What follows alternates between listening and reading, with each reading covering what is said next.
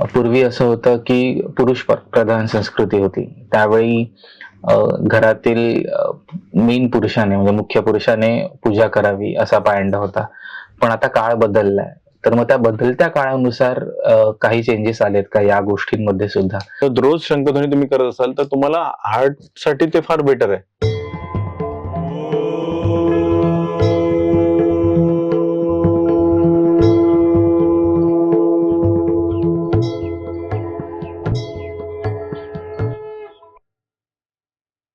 आदेश, स्पंदन beats of स्पिरिच्युअलिटीच्या या आगळ्या वेगळ्या पॉडकास्टमध्ये आपलं पुन्हा एकदा स्वागत आहे. पंडित राजननाथ गोसावी माऊली यांच्याशी आपण देवघर या विषयावर चर्चा करत होतो.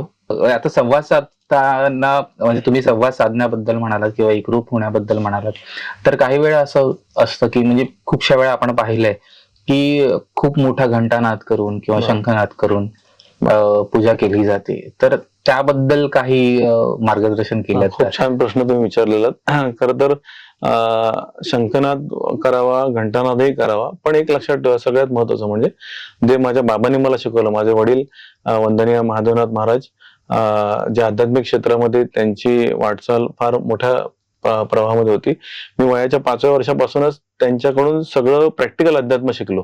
थिओरिटिकल पेक्षा प्रॅक्टिकल अध्यात्म. की राजन म्हणजे ते मला म्हणायचे की राजन बघ की देवाशी संवाद साधताना इतरांना त्रास होता कामा नये. मग ते तर कधीतरी असं म्हणायचे की मी ते प्रॅक्टिकल पाहिलेलं आहे. थोडंसं मी विसंगत बोलत असेल मला माफ करा. मी प्रॅक्टिकल पाहिलेलं आहे की एक सद्गृहस्थ होते ते अक्षरशः जोरजोरात घंटानाद करायचे. बरं पहाटे 4:30ला आमच्याकडे दत्त महाराजांचं अधिष्ठान, त्यामुळे ते पहाटे 4:30ला. तर बाबांनी एक 4-5 वेळा त्यांना प्रेमाने सांगितलं की नका असं करू, कारण का इतरांचे कारण का त्यावेळेस गिरण कामगारांचं हे जास्त होतं. ते आम्ही चाळीत राहायचो आणि त्यावेळेस इतरांची झोपामोड करण्याचा आपला अधिकार नाही. बाबांनी 5 वेळा प्रेमाने सांगून बघितलं नाही. मग बाबांनी घंटाच गायब केली. अर्थात त्यांनी ते योग्य केलं अयोग्य केलं मला माहिती नाही, पण ते मला वाटते आताच ते योग्य केलं असं, कारण इतरांचे झोप मोडणं करण्याचा आपला अधिकार नाही. थोडासा विषय विसंगत मी बोललोय, मला माफ करा, पण मी प्रॅक्टिकल बोललोय. पण आता इथे लक्षात घ्या की तुमचा घंटानाद हा तुमच्या देवाशी संवाद साधायला हवा. म्हणजे तुम्ही घंटानाद करताय आणि इतर एखादं छोटं बाळ आहे ते दचकते अंग काढून, किंवा एखाद्या आजीची झोप मोड होते ज्याने बिचारे रात्रीचा डोस घेतलेला असतो, औषधं घेतलेली असतात, तर तुमचा शंखनाद आनंद आहे. कारण त्या शंखनादाचा मूळ उद्देश काय आहे, तर त्या ठिकाणच्या लहरी शुद्ध करणं, आपल्या वास्तूतल्या लहरी शुद्ध करणं, निगेटिव्ह एनर्जी बाजूला करणं. घंटानादाचा पण तो उद्देश आहे. तुम्ही गावी आहात आणि स्वतंत्र बंगला आहे आणि आजूबाजूला कोणाचीच घर नाही, तुम्ही किती मोठ्याने हे करा ना, त्याचा शंखनाद करा किंवा करा. किंवा मंदिरात एखाद्या गेलात नाही तिथे तेच वातावरण आहे ना, पण घरामध्ये करताना बाजूच्या परिसराचाही विचार करा. अल्लाह. आणि जर एखाद्याची झोपमोड झाली, एखाद्याच्या उद्गार अनाहूतपणे निघाले ना, तर तुमची पूजा फेल आहे. मी थोडस क्षमा मागून सांगतोय, हे प्रॅक्टिकल आहे. तुमची पूजा फेल आहे, कारण तुम्ही रोज रोजचं करायला लागलं तर रोज रोज त्याच्या करून वेगळे संवाद येणार ना, की कुठून पीडा आली आणि काय करते. त्यामुळे तुमची पूजा हा तुमच्या आनंदाचा प्रवाह आहे आणि इतरांचा मात्र इतरांना त्रास होणार नाही याची काळजी घेऊन आपण आनंदाने आपलं अध्यात्म जगावं. आणि म्हणजे तुम्ही म्हणालात की विसंगत आहे, पण खरं तर नाही आहे विसंगत. कारण म्हणजे या गोष्टीसाठीच आपण भेटलो, कारण काय स्पंदन आहे. खूप धन्यवाद. ते मनातून आलं आणि समजून घेतात. फक्त आध्यात्मिक नाहीये, तर त्याच्या पाठी विज्ञान कसं आहे उभं आणि त्याची काय गरज आहे आताच्या काळात, हे सगळं आपण समजावून सांगतो यातून. मला याच्याशीच एक निगडीत प्रश्न आहे की मग त्यांच्या जागा कशा असाव्या, म्हणजे शंख कोणत्या बाजूस ठेवावा आणि घंटा कोणत्या बाजूस ठेवावा? आता समजा आपल्या समोर देवारा आहे असं संकल्पना लक्षात घ्या. समोर देवांच्या मूर्त्या आहेत की ज्या आपल्याकडे पाहतायत देव, असं असेल तर त्यावेळेस लक्षात ठेवा की आपला जो डावा हात आहे, आपला डावा हात आहे ना, मग त्या डाव्या हाताला आपल्या घंटा असेल, बरोबर आहे, आणि आपल्या उजव्या हाताला शंख असेल. तर अशा पद्धतीने ते त्या ठिकाणी मांडून ठेवा अल्लाह. आणि दुसरी गोष्ट, घंटा कुठल्या आकाराची असावी, किती त्याची उंची असावी वगैरे, हे सगळं खूप डिटेल आहे.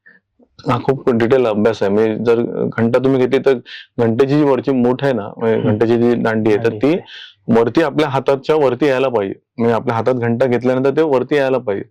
लक्षात ना, आपल्या काही वेळेस घंटा एवढ्याच असतात की त्या आपल्या हातातच संपून जातात. मग तो त्या ठिकाणी त्याला ज्या लहरी अधिग्रहित करायच्या आहेत ना, ते तिकडे नाही होणार ती प्रक्रिया. लक्षात आलं तुमच्या? तर तो एक भाग लक्षात ठेवा.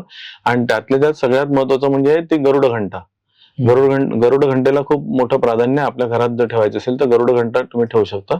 आणि त्याच्यात दुसरा भाग येतो तुम्ही शंखाचा. ध्वनिशंख जो आहे तो खूपच छान तुम्ही हे केलं, कारण का याचा उपयोग आपल्याला फार चांगला आहे की आपली जी फुफ्फुस आहेत त्या फुफ्फुसांची ताकद बळकट करण्यासाठी फार मोठा आहे. त्याचा लाभ होतो आपल्याला. म्हणजे मध्यंतरी जे तुम्ही पॅन्डेमिक मध्ये पाहिलं असेल की त्याच पद्धतीने ते ब्लो करायला लावायचे, म्हणजे मेडिकल डॉक्टर जे होते ते पेशंटला ब्लो करायला, कारण का त्या ठिकाणी तेवढी ती ऊर्जा हे व्हायला पाहिजे, संक्रमित व्हायला पाहिजे. आणि तो एक भाग लक्षात ठेवतो. तसं रोज शंखध्वनी तुम्ही करत असाल तर तुम्हाला हार्ट साठी ते फार बेटर आहे. हार्टसाठी तुमच्या फंक्शनसाठी खूप मोठं बेटर आहे ते. आणि त्याचबरोबर वाईट ज्या शक्ती असतात किंवा वाईट ज्या आपल्या डोळ्याने दिसत नाहीत असे जे काही सूक्ष्म जीवाणू आहेत ते सुद्धा बॅक्टेरिया दूर करण्याची ताकद शंखध्वनीमध्ये आला. आणि हे मी सांगत नाहीये, तर शास्त्रज्ञ असलेले डॉक्टर जगदीशचंद्र बोस यांनी सिद्ध केलेलं आहे आलं. त्यामुळे तो एक भाग आहे. आणि त्याचबरोबर दुसरा एक भाग येतो तो म्हणजे तुमचा घंटा. तर घंटा नाद जलचिकित्सा म्हणून भाग आहे. तर त्याच्यावर आपण काहीतरी वेगळ्या पद्धतीने बोलूया आपण. म्हणजे घंटेच्या नादामुळे काय होतंय, तर जर त्या घरामध्ये भांडण तंटे असतील किंवा एकमेकांबद्दलचं आकस असेल किंवा कोण कोणाचं ऐकत नसेल, तर घंटा नादाच्या ह्या प्रयोगाने खूप छान त्या ठिकाणी ऊर्जा तयार होते. मात्र तुम्ही त्याच्या पुढे प्रश्न विचाराल कदाचित की घंटानाद केव्हा करायचा किंवा काय करायचा. तर पूजेच्या प्रारंभी घंटानाद पहिला करायचा आणि नंतर शंखनाद करायचा. काही लोक काय करतात की पूजा झाल्यानंतर करतात, मग त्या ठिकाणी तो विलय होतो. तसं कधीच करू नका. पूजा झाल्यानंतर त्याचा करण्याचा विषय नाहीये, तर ते पूजेच्या प्रारंभी ते करायचंय. आलं लक्षात ना. कारण की आपली षडचक्र त्या ठिकाणी जागृत होतात. ते आपल्यासाठी फायदेशीर आहे. देवांना त्याची आवश्यकता नाही, आपल्याला फायदेशीर आहे ते. म्हणून तो भाग त्या पद्धतीने करा त्या ठिकाणी. आणि त्यावेळेस पहिला घंटानाद करायचा आहे, नंतर शंखनाद करायचा आणि मग आपल्या पूजेचं. आणि तसंच तुम्ही संध्याकाळच्या वेळेला, मावळतीच्या वेळेला, अर्थात रात्री नाही करायचं घंटानाद किंवा शंखनाद, तर मावळतीच्या वेळेला तुम्हाला जे सूर्यास्ताची वेळ असेल त्यावेळेस तुम्ही घंटानाद आणि शंखनाद करू शकता. अर्थात त्याच्यात पण आता बरेचसे वादाचे विषय आहेत, आपण त्याच्यात नको जाऊया. आपण परंपरा काय ते आणि त्याच्या मागचं सायन्स काय तो आपण बघूया. रात्री मात्र तुम्ही घंटानाद वगैरे करू नका, पण हे तुम्ही या पद्धतीने करू शकता. आणि त्याचा आनंद, त्या लहरी ज्या आहेत त्या तुम्हाला त्याच्यासाठी फार मोठ्या ताकदीच्या मिळतात ना, तो भाग. धन्यवाद माऊली. माऊली, तुम्ही जसं म्हणालात की म्हणजे पूजेच्या ज्या वस्तू आहेत, अगरबत्ती किंवा या गोष्टी कोणत्या ठिकाणी ठेवाव्यात, त्याच प्रकारे जे निर्माल्य असतं ते त्याची विल्हेवाट किंवा ते कोणत्या ठिकाणी ठेवावं. निर्माल्य हा जो भाग आहे, सगळ्याच आपण लक्षात घ्या की दिशेप्रमाणे पाहिलं तर ते वायव्य दिशेला ठेवा आल्हादात. पण तसंही शक्य नाही, कारण आता जागा छोट्या आहेत. त्यातही शक्य झालं तर आपल्याला, तर आपण एक पिशवी घ्या, त्या पिशवीमध्ये ते निर्माल्य साठवा जितकं शक्य आहे तितकं, आणि त्याला गाठ मारा. 1 किंवा 3 गाठी मारायच्या. त्याला गाठ मारायची. ज्यावेळेस परत निर्माल्य त्याच्यात सोडायचं तेव्हा परत त्याच्यात ते निर्माल्य सोडा आल्हादात. आता दुसरा एक भाग, ह्या निर्माल्याचं विसर्जन कुठे आणि कसं करायचं. आता इथे लक्षात घ्या की नदी म्हणा किंवा तलाव म्हणा, या ठिकाणी आपण ते सोडतो निर्माल्य, अर्थात ते ठीक आहे, परंतु तिथेही त्याचं प्रदूषण होऊ शकतं. तिथल्या माशांनाही किंवा हानी होऊ शकते. कारण आता त्यात काय बऱ्याचशा केमिकल युक्त अशा गोष्टी पण आपण त्याच्यात सोडून देतो, आपण बघत नाही. किंवा प्लॅस्टिक पिशव्यात आपण डायरेक्ट सोडून देतो. त्या ठिकाणी त्या जीवांच्या त्या पोटात जातात. ती पण एक प्रकारचं पापकर्मच आहे. त्यापेक्षा मी तुम्हाला अगदी प्रामाणिक सांगेन की जे गेली अनेक वर्ष मी आमच्या प्रवचनातून किंवा माझ्या व्याख्यानातून मी सांगत असतो, आणि तो प्रयोग मी स्वतः करतोय. तर ते म्हणजे जर निर्माल्य आहे तर आपण क्षमस्व परमेश्वर बोला. जे निर्माल्य आहे त्याच्या निर्माल्यावर जमजा तुमच्याकडे काही गंगाजल असेल ते 1-2 थेंब ते पाण्यासहित मिश्र करा आणि गोमूत्र मिश्र करा आणि त्याच्यात ते सिंचन करा आणि क्षमस्व परमेश्वर बोला. आणि ते निर्माल्य जर तुमच्या इथे तलावाकडे कलश ठेवलेला असतो, हल्ली नगरपालिका, महानगरपालिका त्या व्यवस्था करतात, तर त्या निर्माल्य कलशात त्याचं अर्पण करा, की जेणेकरून ते काय पुढच्या प्रक्रियेसाठी ते महानगरपालिका किंवा नगरपालिका ते व्यवस्थापन करतील किंवा ग्रामपंचायत करतील. आणि किंवा दुसरा एक भाग त्याच्यामध्ये, तर आपण किंवा आपल्याकडे समजा काही जणांकडे घंटागाडी येते, म्हणजे काही जणांच्या त्या वस्तीमध्ये घंटागाडी येते वगैरे, तर त्या घंटागाडीमध्ये जर आपल्याला द्यायचं आहे तरी तुम्ही ते देऊ शकता, काही पाप लागत नाही. कारण का ज्यावेळेस तुम्ही त्याच्यावर पाणी सोडता त्याच वेळेस त्याच्यातून जो काही शुभत्वाचा भाग आहे ना त्याचा विलय झालेला असतो. त्यामुळे तुम्हाला काही मनात भीती बाळगली गरज नाही, देवाची फुलं आहेत. कारण का गेली अनेक वर्ष आम्ही करतो, प्रामाणिकपणे सांगतो तुम्हाला, गेले अनेक वर्ष आम्ही करतो. त्यामुळे तुम्ही लक्षात घ्या की निसर्गाला हानी होणार नाही याची काळजी तुम्ही घ्या. त्यामुळे त्या निसर्गाच्या जलजीवांना त्रास झाला तर ते पण एक पाप आहे ना. त्याच्यापेक्षा तुम्ही ते त्या महानगरपालिकेच्या त्या घंटागाडीला पण तुम्ही ते फक्त त्याच्यावर पाणी सोडायचं, क्षमस्व परमेश्वर बोलायचं आणि त्याला ते विसर्जन ते देऊन टाकायचं. ह्या पद्धतीने तुम्ही त्याचा विलय करू शकता. आणि दुसरा एक भाग की काही जण बघा जसं गुढीपाडवा आहे किंवा दसरा आहे किंवा काही दिवाळी आहे, तर त्यावेळेस आपण घराला तोरण वगैरे लावतो. बरोबर. तोरण वगैरे लावतो ना, बरोबर, तर आवडीने लावतो, अगदी छान आहे ते. परंतु एक लक्षात ठेवा, ते तोरण त्या दिवशी शुभत्वाच्या ऊर्जा देते, पण त्याच्या दुसऱ्या दिवशीपासून ती जी फुलं आहेत ती निर्माल्य अवस्थेत जातात. ते तोरण तसंच मी लोकांकडे 3-3, 5-5 महिने त्यांच्या घरांना बघितलेलं आहे किंवा काय काय ऑफिसना बघितलेलं आहे.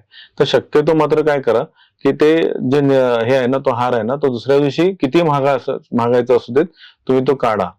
मला काय काय दुकानं जे आहेत, सोनारांची दुकानं वगैरे मी बघितलेले आहेत, अर्थात कोणी असं टीका म्हणून मी बोलत नाही तुमच्यावर, तर ते मोठे मोठे खूप सुंदर हार त्यांच्याकडे असतात किंवा खूप सुंदर ते त्याची सजावट असते, पण शक्यतो ते दुसऱ्या दिवशी ते निर्माल्य स्वरूपात, कारण का नंतर ती त्यांची एनर्जी जी आहे ती दूषित ऊर्जा सोडायला सुरुवात करते, तो हार किंवा ते जे काय. त्यामुळे ते लक्षात ठेवा, ते का लावलेलं असतं, तर तुमच्या त्या वास्तूचं प्रोटेक्शन व्हावं, रक्षण व्हावं म्हणून ते लावलेलं आहे. म्हणून तो दुसऱ्या दिवशी तुम्हाला काढायचा आहे, किती महागायचं असो, किती चांगला असू दे, तो तुम्हाला काढायचा आहे. आणि याच पद्धतीने त्याचं निर्माल्य स्वरूप हे करू. किंवा तुम्ही जर खताची प्रक्रिया करत असाल, खत प्रक्रिया काही जण करतात खूप छान रीतीने, मग ते ठीक आहे, त्या खताच्या प्रक्रियेसाठी म्हणून ते वापरू शकता, जेणेकरून झाडांना ते उपयोग आपण करू शकतो. ज्यांना तसा नैसर्गिक वापर करायचा त्याच्यावर काही बंधन नाहीये. पण बाकी तुम्हाला ते पाण्यात विसर्जन करायची जी काय आपली पद्धत होती, कारण आता कसं झालंय की त्यामुळे बरंच दूषित प्रमाण तयार होते त्या पाण्याच्याकडे, त्या तलावाकडे. आणि महानगरपालिकेला, शासनावर तो भार जातोय, त्या सगळ्या यंत्रणा सगळं सेट करा. त्यापेक्षा आपणच आपल्या पद्धतीने त्याच्यात बदल करूया, तर असं तुम्ही चांगल्या रीतीने तो प्रयोग करू शकता. आणि मगाशी आपण जेव्हा बोलत होतो की कोणत्या मूर्त्या, कोणत्या देवी देवतांचे फोटो किंवा मूर्त्या असाव्यात, त्याच्याशीच निगडीत एक प्रश्न विचारायचा होता की शंकराची मूर्ती असावी किंवा हनुमंताची मूर्ती असावी का शिवलिंग असावं, याबद्दल थोडं मार्गदर्शन केलं. खूप छान प्रश्न आहे. तर शक्यतो शिवांची मूर्ती स्वरूप जे आहे ना, ते मूर्ती स्वरूप असण्यापेक्षा फोटो असेल तर ठीक आहे, मूर्ती असली तरी ठीक आहे, पण शिवलिंग जे आहे, शिवलिंग ज्याला सोमसूत्री आहे, त्या सोमसूत्रीतून ज्या प्रसारित होण्याच्या लहरी ज्या आहेत, त्या लहरी धारण करण्या इतकं आपल्यामध्ये कॅपॅसिटी नसते आपल्या प्रापंचिक प्रवाहामध्ये. त्यामुळे शक्यतो शिवलिंग जे आहे ते प्रापंचिक आपण जे असताना त्या ठिकाणी आपल्याला न ठेवणं पूजेमध्ये उत्तम आलं ना. त्याच्याऐवजी तुम्ही मारुतीरायांच्या पण मूर्तीचा विचारला मला, तर मारुतीरायांची पण मूर्ती जी आहे ती शक्यतो त्याच्यात नका ठेवू आपल्या याच्यामध्ये. त्यांचं नामस्मरण करा, त्यांचं हनुमान चालीसा तुम्ही पठण करू शकता, त्याचाही लाभ होतो आपल्याला. आणि त्याचबरोबर शिवलिंग जे आहे त्या शिवलिंगाच्या ऐवजी आपण काय ठेवू शकता, तर आपल्याकडे त्रिशूळ आपण ठेवू शकतो आपल्या पूजेमध्ये, की त्यांचं फार मोठं महाअस्त्र आहे ते. आणि त्याचबरोबर डमरू तोही ठेवू शकतो, आणि डमरूचा इव्हन तुम्ही नाद पण करू शकता, तुम्हाला जर योग्य वाटलं तुम्ही नाद पण करू शकता. म्हणजे अशा पद्धतीने तो भाग, म्हणजे शक्यतो शिवलिंग आपल्या देवघरात, आपल्या देवघरात न ठेवणं उत्तम. बाकी बाहेरच्या मंदिरात वगैरे असेल ते उत्तम आहे, पण आपल्या घरच्या देवघरात नको ठेवू नका, असं आहे. मौली, आता आपण शंख आणि घंटा याच्याबद्दल आपण खूप छान मार्गदर्शन केलं. मला आणखीन एक प्रश्न पडलाय, तो म्हणजे की आपण जेव्हा दिवा लावतो देवासमोर, तर तो कोणत्या तेलाचा वापरावा की तुपाचा लावावा, म्हणजे कोणत्या प्रकारे? देवाचा हा जो दिवा आहे तो आपण शक्यतो तिळाच्या तेलाचा लावणं अधिक चांगलं.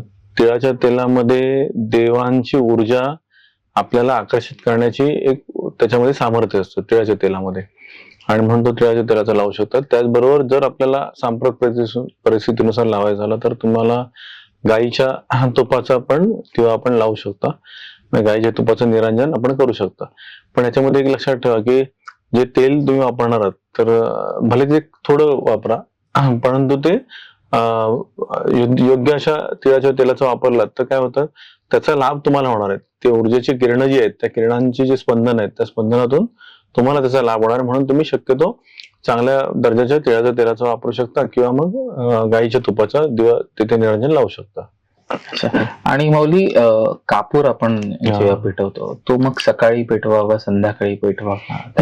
बरोबर. कापूर पेटवताना आपण काय कराल, तर शक्यतो आपण साधा कापूर पण पेटवू शकतो, पण त्याचबरोबर जर थोडस आपल्याला जर खर्च वाढवता आला तर आपण थोडा खर्चिक आहे, पण तो भीमसेनी कापूर, अर्थात तो मग जास्त प्रमाणात न घेता थोड्या प्रमाणात जरी तो वापरला तरी चालेल. अग्निहोत्र हा एक भाग वेगळा आहे. आणि मी सांगतो तो प्रयोग एक छोटासा स्वरूपात, समजा मातीची पणती असेल, त्या पणतीमध्ये भीमसेन कापूर छोटासा तुम्ही तुकडा त्या ठिकाणी त्याला पेटवा. त्याच्या समवेत जर गाईच्या गोबरचा, म्हणजे ज्याला आपण गोबर म्हणतो गाईचं, किंवा शेणी म्हणतात काही भाषांमध्ये, तर शेणीचा छोटासा तुकडा त्याच्यात टाका. आणि त्याचबरोबर त्याच्यामध्ये जमलंच आपल्याला थोडंसं जटामासी नावाची एक आयुर्वेदिक वनस्पती आहे ती सोडा, आणि भीमसेन कापूर तो पेटवा. आणि त्याच्याबरोबर सुका म्हणजे खडा धूप ज्याला म्हणतात, किंवा गुळ धूप म्हणतात, गुळ धूप, तर तो थोडासा त्याच्यामध्ये हे करा, तो पेटवा तुम्ही आलं. आणि त्यावेळेस काय करा, शक्यतो देवांना आपण त्याने ओवाळायचा प्रयत्न करा, किंवा तेही जमत नसेल तर तो सुरक्षित ठिकाणी पेटवून ठेवा. आणि मग त्याच्यावर मात्र आपले हात अलगद फिरवा, आपले हात आहेत ना ते अलगद फिरवा, कारण आपली हाताची बोटांचे जे भाग आहेत ते सेन्सिटिव्ह असतात, तिथे आपल्याला गरज आहे ऊर्जेची. आता तुम्हाला ती ऊर्जा मिळेल, किती मोठ्या प्रकारचा स्ट्रेस असेल किंवा ताण असेल तर तुम्ही लगेच त्याच्यातून बाजूला व्हायसाठी तो प्रयोग तुम्ही करू शकता. त्याचप्रमाणे मी तुम्हाला जसं म्हटलं, संध्याकाळी देवाची भेट घ्या, तर त्यावेळी संध्याकाळी पण तुम्ही हा जो प्रयोग केला तर खूपच चांगलं. पण कमीत कमी सकाळी तरी तो प्रयोग वन टाइम एकदा तरी तुम्ही तो करा. आणि त्याचा जो हे होईल, त्याचा जो धूम्र हा जो भाग धूर तयार होतो ना, किंवा हे तयार होतो, तो छोट्याशा स्वरूपात करा आणि सुरक्षित स्वरूपात करा. आणि त्याचा लाभ मात्र इतरांनाही होतो, कारण त्याचा जो वास आहे, स्मेल आहे, तो सात्विक ऊर्जा प्रदान करतो. आणि जी सकारात्मक ऊर्जेची विचार शक्ती पण आपली सकारात्मक होण्यासाठी त्याचा खूप लाभ होतोय. आणि घरातली, तुम्हाला लक्षात येईल की घरातली जे आपल्या अडचणी आहेत, किंवा भांडणं आहेत, किंवा जे काही कटकटी आहेत, किंवा छोट्या छोट्या गोष्टीवरून होणारे वाद आहेत, ते पण दूर होताना तुम्हाला नक्कीच त्याच्यातून हा प्रयोगातून जाणवेल असं. म्हणजे त्यामुळे तो मातीच्या पणतीत, जसे दिवाळीची पणती असते तर तशी घ्या, किंवा थोडीशी मोठी घ्या, ते करू शकता. आणि मग अगरबत्ती बद्दल, म्हणजे तुम्ही असं म्हणता की काळी अगरबत्ती वापरण्याऐवजी मसाला अगरबत्ती वापरावी, तर त्यामागचं हो, नक्कीच नक्कीच. आपण काळी अगरबत्त्या काय तर सेंटेड आहेत, त्या उग्र वासाच्या असतात, वास काही वाईट नसतो, उग्र वासाचे असतात. त्याच्यामुळे अनिष्ट शक्ती ज्या असतात ना त्या आकर्षिल्या जातात. कारण अनिष्ट शक्ती ज्या आहेत, जे आपल्या डोळ्याने दिसत नाहीत पण त्यांचा संचार चालू असतो, तर त्या ज्या आहेत त्यांना हे उग्र वास लागतात, उग्र वास त्यांना आवडतात. आणि मसाला अगरबत्तीचा कसं आहे की वास शांत असतो ना, त्यामुळे मसाला अगरबत्ती आपण जी रिअल मसाल्याने बनवलेली असते, ते कुठल्याही तुम्ही ब्रँडची वापरू शकता, असं काही नाही की ठराविकच ब्रँड वापरला पाहिजे असं. तर त्या मसाला अगरबत्ती वापरल्यामुळे काय होणार की त्या ठिकाणी एक तर प्रदूषण त्या ठिकाणी होणार नाहीये, केमिकल त्याच्यात नसतं, थोडेसे महाग असतात, मात्र सेंटेड अगरबत्त्या स्वस्त असतात, वास पण त्याचा लगेच येतो. काही काही लोकांना असं वाटतं की अरे मसाला अगरबत्तीचा वासच नाही, तो तसं नाहीये ते.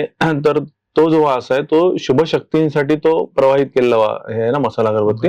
आणि तुम्हाला निश्चित फरक जाणवेल की त्या ठिकाणी जर घरातली काही चिडचिड आहे, किंवा काही भांडणं आहेत, किंवा कटकटी आहेत, तर तुम्ही जे काही चिडचिड वगैरे, तर त्याच्यावर खूप कंट्रोल आलेला तुम्हाला नक्की जाणवेल.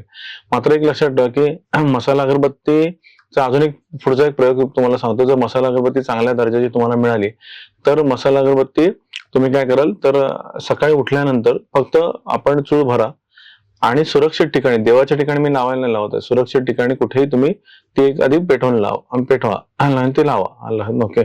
तसंच रात्री झोपायला जाताना देवाकडे मी लावत सांगत नाही तुम्हाला, तर कुठेही सुरक्षित ठिकाणी तुम्ही अशी जागा तयार करा, त्या ठिकाणी ती अगरबत्ती लावा आणि झोपून जा तुमच्या.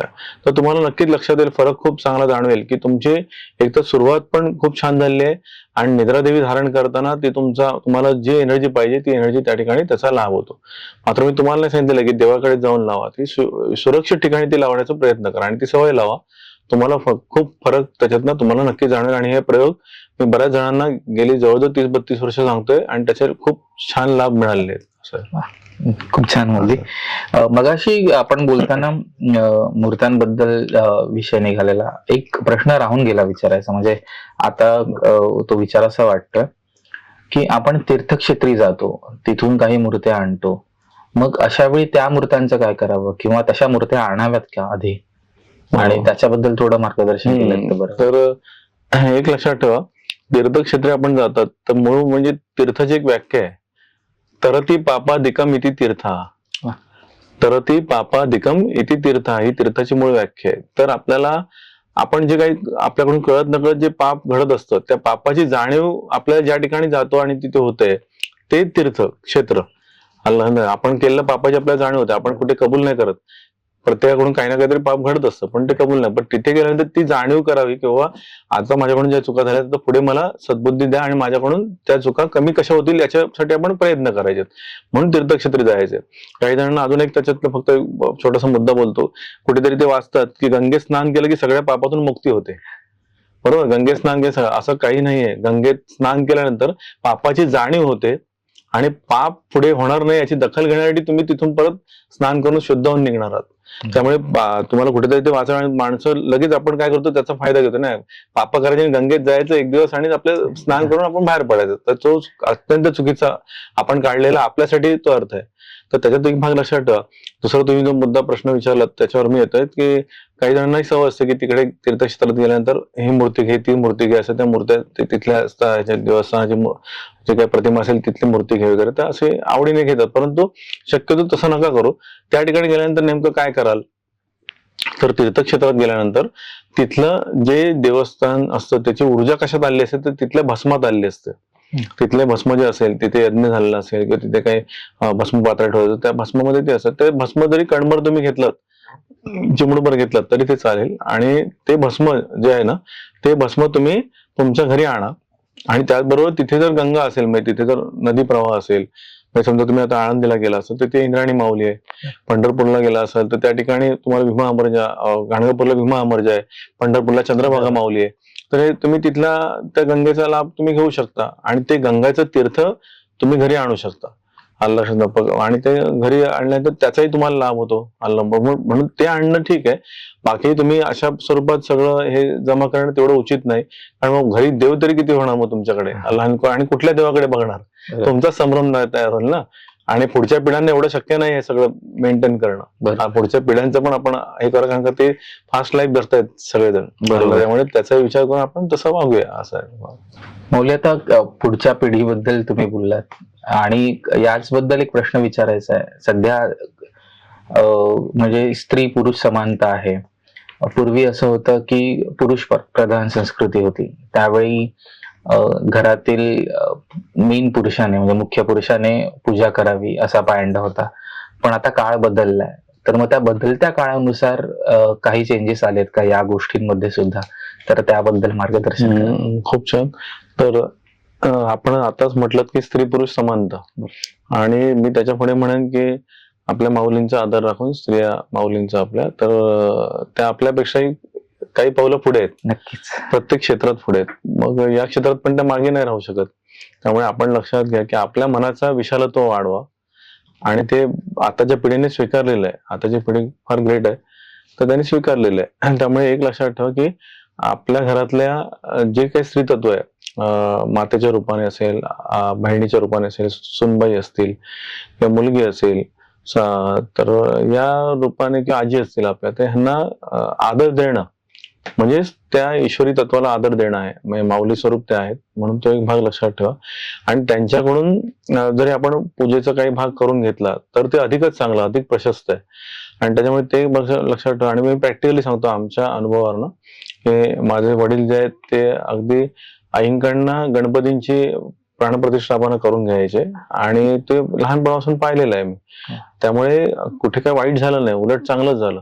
आणि तो जो हॅपीनेस आहे तो आपण देतो ना, एकमेकाला आदर देतो, रिस्पेक्ट देतो. त्यामुळे तुम्ही हा जो काही भाग आहे, मात्र एकच की पुरुषांनी घरातल्या पूजा टाळायची नाहीये. आपण आपला रोल पार पाडायचा, आपण आपलं कर्तव्य सिद्ध करायचं. परंतु त्याचबरोबर माता भगिनी जे आहेत त्यांना जर तुम्हाला तो आनंद देता आला तर तो जरूर आपण द्या, की तो आनंद द्विगुणित होईल. आणि दुसरी गोष्ट, आपल्या घरातल्या स्त्रीतत्वाला मी वारंवार सांगतो, आपल्या घरातल्या स्त्रीतत्वाला जर तुम्ही रिस्पेक्ट दिलात तर तुम्हाला इतरत्र देवींकडे, म्हणजे दर्शनाला तुम्ही जा, देवींच्या मंदिरात जा, पण इतरत्र तुम्हाला बाकीच्या गोष्टी करायची काही गरज लागणार नाही. कारण तेच जर तुम्हाला तत्व घरातलं जे माऊलीच्या रूपाने आहे ते जर तुमच्यावर प्रसन्न असेल तर मग बाकी तुम्हाला काही कमी पडणार नाही आणि तुम्ही त्याचा लाभ घेऊ शकता. मौली, जसं तुम्ही म्हणालात आता की स्त्री तत्व नैवेद्य दाखवण्यासाठी किंवा पूजा करण्यासाठी जाऊ शकतात, कारण का आता स्त्री पुरुष समानता आहेच. पण म्हणजे एक भाग मला विचारायचा आहे की स्त्रियांना, महिलांना येणाऱ्या मासिक, त्यांच्या धर्मामध्ये मासिक पाळीबद्दल, त्या दिवसांमध्ये देवाची पूजा करावी नाही करावी किंवा कसं करावं, बरोबर. म्हणजे घरात ते मॅनेज कसं करावं? बरोबर, अगदी मी सांगेन तुम्हाला की ज्या आपल्या घरात माऊली आहेत, म्हणजे माता भगिनींच्या रूपात असेल, आपली पत्नीच्या रूपात असेल, आईच्या रूपात असेल, आणि त्यांना जो मासिक धर्म हा जो प्रवाह आहे, जो नैसर्गिक आहे अल्लाहना, आणि त्याच्यामध्ये काही अशुभत्व नाहीये. तर एक लक्षात ठेवा की खरं तर त्या विश्रांतीची जी काही प्रोसेस आहे, त्यांच्या शरीर धर्माच्या नुसार ती योजना केली होती की त्यांना योग्य विश्रांती मिळाली पाहिजे. कारण ऑलरेडीच आपल्यासाठी ते थकलेले असतात, खरं. आपल्यासाठी कार्यरत, पण त्याच्यात आराम मिळावा म्हणून. पण आता काय, माता भगिनी कामावर जाणारे आहेत, त्यांना तो विश्रांती घेणं शक्य नाहीये अल्लाहला. पण त्यातले त्यात तुम्ही एक भाग करू शकता, देवाची पूजा थांबवायचा काही विषय करू नका. कुठल्याही धर्मग्रंथात ते लिहिलेलं नाहीये की देवाची पूजा त्यावेळेस नाही करायची. फक्त एवढंच आहे की त्या माता भगिनीने त्या देवांच्या त्या मूर्तीजवळ किंवा त्या स्थानाजवळ नाही यायचं. बाकी आपल्या घरात जे बंधुजन असतील किंवा कोणी मुलं असतील किंवा आपली मुलगी आहे, तर ती आनंदाने त्या ठिकाणी दिवाबत्ती करू देत ना, लावू देत, त्या ठिकाणी पूजा करू देत, काही त्याने अपाय नाही. म्हणजे ज्यांना मासिक धर्म नाही ती व्यक्ती त्या ठिकाणी जाऊन ती पूजा करू शकते. आपली मुलं करू शकतात, पतिराज करू शकतात, वडील करू शकतात. म्हणजे ह्या माध्यमातून तुम्ही तो लक्षात ठेवा. तर तो जो काही भाग आहे तो नका हे करू. कारण का, ज्यांना खरोखर देवाची अटॅचमेंट झालेली असते ना, तुम्ही लक्षात घ्या, ती माणसं बेचैन होतील, ती बेचैन होतात, म्हणजे ते कन्फ्युज होतात, माझ्याकडून काहीतरी चुकलंय, माझ्याकडून काहीतरी चुकलंय. आणि हा जो भाग आहे तो त्यांना कुठेतरी, मग काही लोकांना डिप्रेशन आलं पण मी बघितलेलं आहे.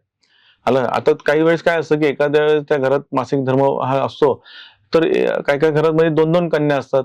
अल्लाह, तर ते एका कन्याचं नाही होत तोपर्यंत दुसऱ्या कन्याचं चालू होतं, नंतर सोनबाईचं चालू होतं, झाले 15 दिवस त्याच्यात कोणातरी सोयर सुतक येतं, म्हणजे झालं ना, महिनाभर ते बंद. खरं. म्हणजे ऊर्जाच बंद करता ना तुम्ही. तर बरोबर. ऊर्जा बंद करण्याचा आपला अधिकार नाही. फक्त त्या माऊलींनी तिकडे ते 5 दिवस नाही जायचंय, तेवढी फक्त काळजी घेतली तरी खूप झालं. अल्लाह, आणि देवाला सगळं समजतं. देव आपल्यापेक्षाही तो सुप्रीम सोल आहे. आपल्या अडचणी त्यांना समजतं, आपण केवढ्या जागेत राहतो ते त्यांना माहिती आहे ना, आपण त्यांचे भक्त आहोत ना. आणि त्यामुळे तो भाग लक्षात ठेवा, त्याचा जास्त भाऊ न करणं फार योग्य राहील. अर्थात कोणी ह्याच्याबद्दल माझ्याशी वाद घालू नका किंवा रागवू नका. कृपया हा भाग नीट समजून घ्या.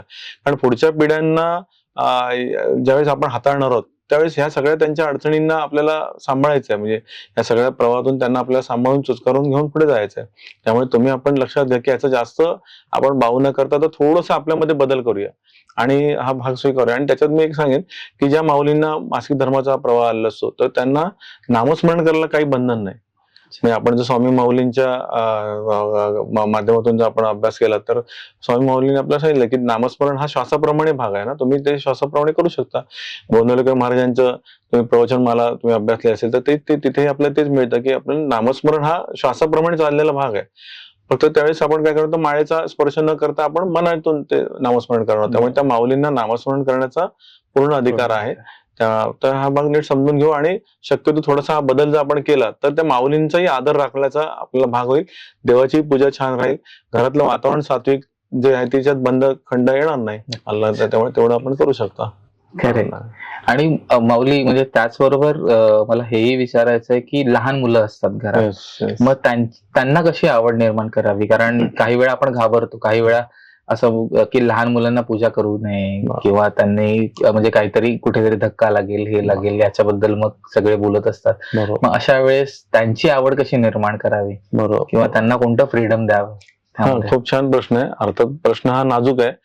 म्हणजे जर आपल्या घरातल्या देवाराच्या बाबतीत म्हणून म्हणतो तुम्हाला की देवघर घरात आहे आपल्या, आणि त्या ठिकाणी ते बाळ कळत नकळत तुम्ही पोथी वाचन करतात, तुम्ही मंत्र करतात, मंत्रपठण करतात, ते बाळ तुमच्याजवळ आलेलं आहे आणि सहज त्या पोथीला ते हात लावतंय, तर तुम्ही लावू द्या ना हात. समजा क्वचित कदाचित त्याच्यावर ते पोथीचं एखादं पान थोडंसं कुठेतरी फाटलं पण जाईल, नो प्रॉब्लेम. ते काही देव तुम्हाला शिक्षा नाही करणार आहे. पण त्याचा स्पर्श होणं महत्वाचं आहे, त्याचा स्पर्श होणं फार महत्वाचं आहे. म्हणून आम्ही एक प्रयोग सुरू केलेला आहे आमच्या स्वयंशक्तीपीठ नाथा आश्रमाच्या वतीने, की आम्ही अगदी त्या रांगणाऱ्या मुलांना, म्हणजे अगदी 3 ते 4 वर्षाची मुलं वयाची आहेत अंदाजे साधारणतः, त्यांच्या हातात ज्ञानेश्वरी दिलेली आहे आणि ते अगदी उत्तम प्रकारे ती ज्ञानेश्वरीची बैठक घेऊन बसतात. म्हणजे त्यांना जसं आम्ही बोलू ते प्रमाणे ते बोलतात, परंतु सांगण्याचा उद्देश काय की त्या जर लहान वयात त्यांना ज्ञानेश्वरी माऊलीचा स्पर्श मिळतोय, तर आयुष्यात त्यांना बाकीच्या किती त्यांच्यावर डिप्रेशन आलं, काही वाईट अडचणी आल्या की संकट आली तरी त्याला ते सामोरे जाणार. म्हणजे एक लक्षात ठेवा की आपणच मुलांना डिटॅच करतो त्या शक्तीपासून, तर त्यांना अटॅच करायला लागा. म्हणजे त्यांना जवळ बसवा, त्या ठिकाणी सांगा, तुला या मूर्तीतलं काय आवडतं रे बेटा, मग तो सांगेल मला फुल आवडते किंवा मला एखादा मोदक आवडतोय बाप्पांच्याकडचा किंवा काय. बरं ठीक आहे, बरं आता दुसरी गोष्ट, त्या दुसरा एक भाग करा, नित्यपूजेत जर त्यांना मुलांना जवळ आली मुलं तर जवळ त्यांना घ्या, त्याच्यात काय घाबरू नका. तर एखादं फुल तिथलं त्याला उचलायला लावा, त्याला देवाजवळ ठेवायला लावा. अल्लाह ना, एखादं फुल निर्माल्य झालेलं असेल तर त्याला ते बाजूला काढायला लावा. अल्लाह निर्माल्य त्याला जमा करायला हळूहळू तुम्ही हात, ते काय ओढ निर्माण होते, अटॅचमेंट निर्माण होते. बरोबर. अल्लाह ना, आणि ती जर अटॅचमेंट लहानपणातच झाली तर खूपच छान. त्यामुळे त्या दृष्टीने तुम्ही तो प्रयोग करू शकता. आणि त्याचबरोबर त्याला हे सांगा, म्हणजे जसं जसं त्याला आकलन वाढेल ना तसं, की बाबा एखादं कागद पेन्सिल घे आणि काढ चित्र, तुला जसं काढायचं हे बघ आणि तो काढ चित्र. त्याला तिथे ओढ निर्माण होईल, तो एकाग्रता साधली जाईल. अल्लाह ना, आणि ते ट्युनिंग फार महत्वाचं आहे. आपण मोस्टली मी बघितले काही म्हणजे मागच्या काही प्रवाहात की लोक म्हणतात नाही तुला नाही एवढं समज, तर तू बाजूला, ह्याला बाजूला घ्या, ह्याला बाजूला घ्या. नंतर ते बाळ मोठं होतं, पैशाने मोठं होतं, सगळ्यांनी मोठं, नंतर मग आपणच म्हणतो अरे देवाची ह्याला आवड नाही, हा देवांकडे बघत नाही, आज माझ्या मूर्त्या अशाच पडल्यात. म्हणजे तर ती आवड निर्माण करण्यामध्ये आपण कुठेतरी कमी पडतो, ते बाळ कमी नाही पडत. त्यामुळे त्याचा नीट शोध घ्या. मी कोणाला नाव ठेवत नाही, परंतु ते अटॅचमेंट जर वाढली तर त्याला त्या दृष्टीने त्याचा लाभ होणार आहे ना, आणि तुम्हाला बोलण्याची संधीच मिळणार नाही.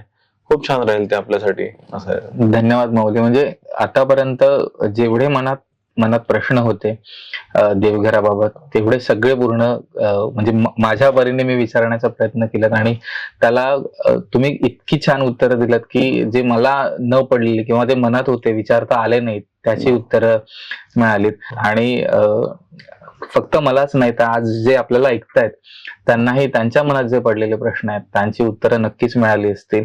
आणि यापुढेही आपण या स्पंदनद्वारे अनेक विषयांना हात घालू, त्यातील जे काही बारकावे ते तुमच्याकडून समजून घेण्याचा प्रयत्न करू.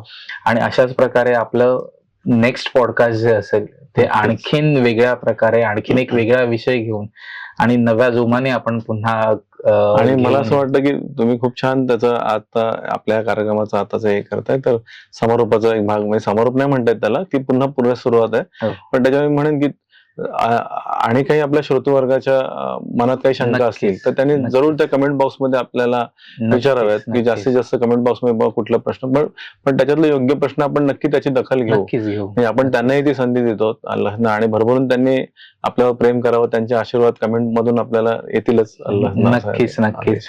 आणि जसे माऊलींनी सांगितलंय, पंडित राजनाथ महाराजांनी जसं सांगितलंय की जे काही तुम्हाला प्रश्न पडले असतील ते प्रश्न खरंच तुम्ही कमेंटमध्ये लिहा.